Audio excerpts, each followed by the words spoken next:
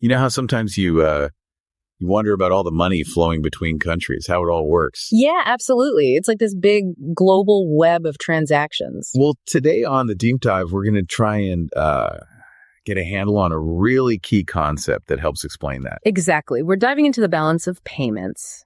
Sounds a bit formal, maybe. A little, yeah. But think of it like a country's financial diary with the rest of the world. Our mission today is basically to unpack what that means, why you should care, using a pretty clear explanation and a solid example. Okay, a financial diary for a country. I like that. So let's unpack it. What is the balance of payments, really?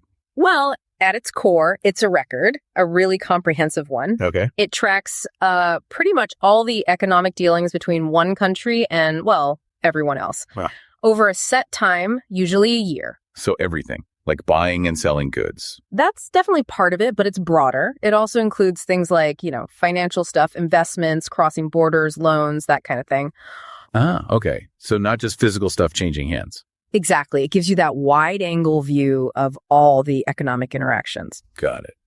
Now, our source mentions Australia to make this less abstract. Right. Australia is a good example here. Their balance of payments shows this in action. How so? Well, it records their exports, the stuff they sell to other countries. And the specific example given is coal.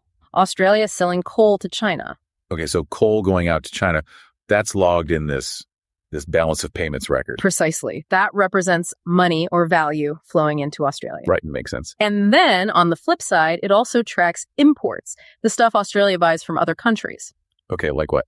The example is electronics coming in from Japan. Ah, so Japanese electronics arriving down under. That's value flowing out of Australia. You've got it. So these two examples, coal out, electronics in, they perfectly illustrate the two sides, tracking value flowing both in and out through international trade. Okay, this is starting to click. But here's the big question, right?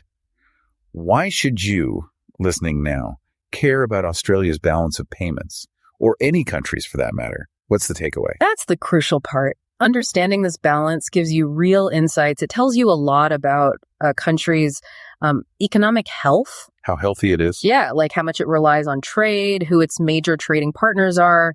You see the shape of its economic ties. So you can sort of map out its global relationships. Kind of. If you see consistently large inflows, maybe that suggests, strong export industries. Like the coal example.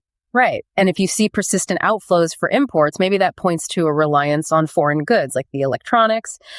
These patterns, they offer clues about where a country stands economically on the world stage. Its strengths, maybe its vulnerabilities too. Ah, okay. So it's not just numbers. It tells a story about how interconnected everyone is, how economies lean on each other. It's like a detailed account book for global interactions. That's a good way to put it. Yeah.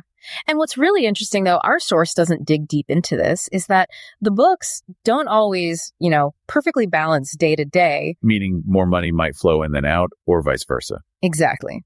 You might have more value coming in or more going out. Economists call these surpluses or deficits. Right.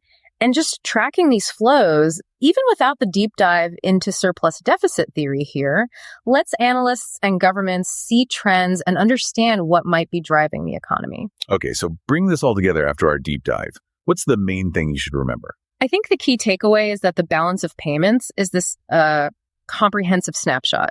It shows how a nation connects economically with the whole world through all its transactions. Not just buying and selling. Not just buying and selling. It's the whole picture, trade, investment, everything. It's much richer than just looking at exports and imports alone. Definitely gives you a fuller picture. Okay, on that note, here's something for you, our listener, to mull over. Yeah. Think about the stuff you use every single day.